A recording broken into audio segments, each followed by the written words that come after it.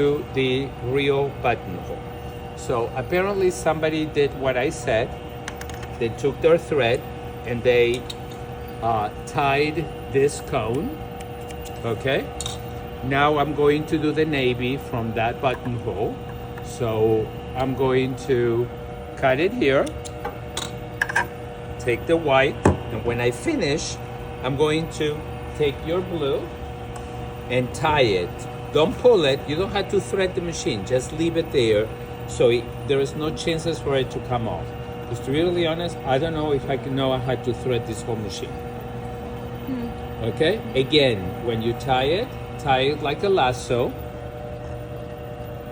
Okay? And after it's tied, you can cut like probably half an inch after that so you don't have all of these hanging away. So then we go into the machine. This is the light. I don't know, I don't think it does much, but here is where you turn it on. Okay? It's kind of like a disco light. Anyway, so this machine is different than what you guys have done. This is a guard, a protector. This is so your fingers are not in there. And this should have had a blade to cut the button. We don't trust you, so we took the blade off, okay? But it's gonna do the button.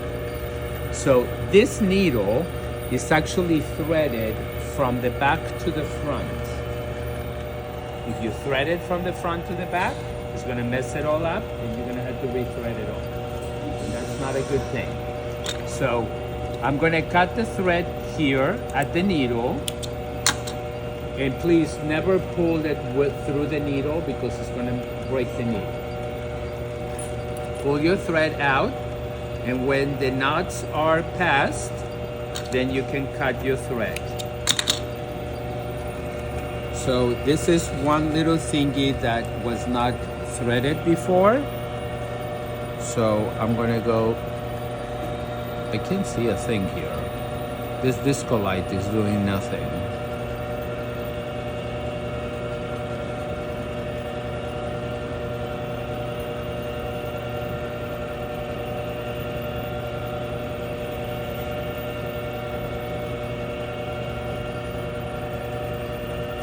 Anybody has tweezers?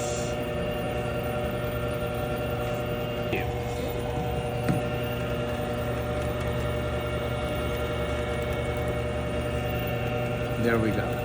Okay. So we're going to thread it from the back to the front. Okay?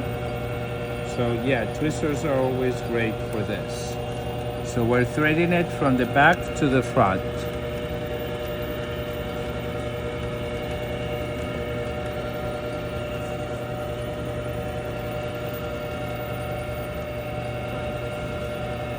I can't see.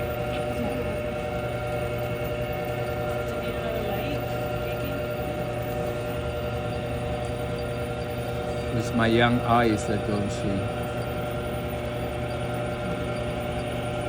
There we go.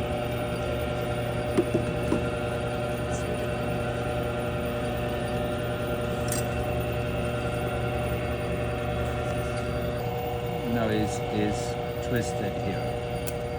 There we go. No, it's twisted.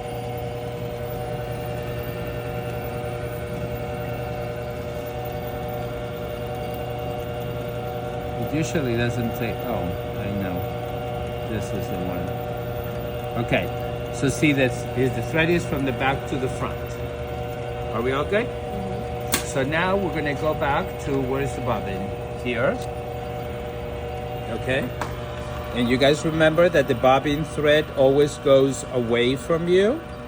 So you put it together and you latch it into this thing and you connect it here.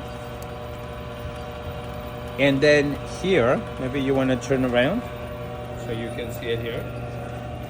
See that you have this little latch? This has to be perfectly horizontal. So you put it in there with a little window up on top, and then you click. Do not try to sew it to get the thread from the bottom up like we do on a regular machine. Just leave it alone. Anybody has a little scrap? Remember that on the overlock machine, the right foot lifts it up and then you sew with the left? This is backwards. The left lifts it up and it always stitches from the front to the back. Okay? So you just place it underneath. You put it down, don't touch. So then the right pedal, you just touch it once and it will go and do the whole operation. Stop and cut the thread.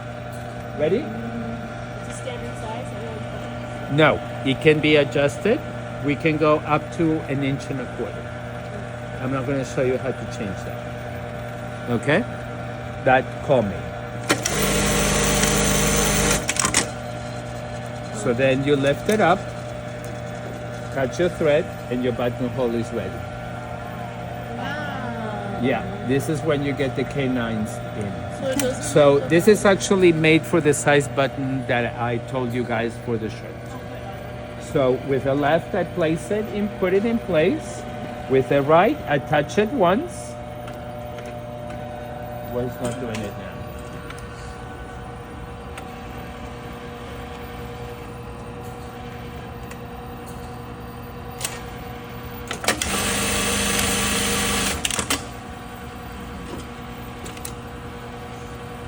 Pretty? Much easier than the home machine? yeah. Yep. So how do you space it out? So that's what we're gonna go and how to mark the buttonholes on your shirt. Okay?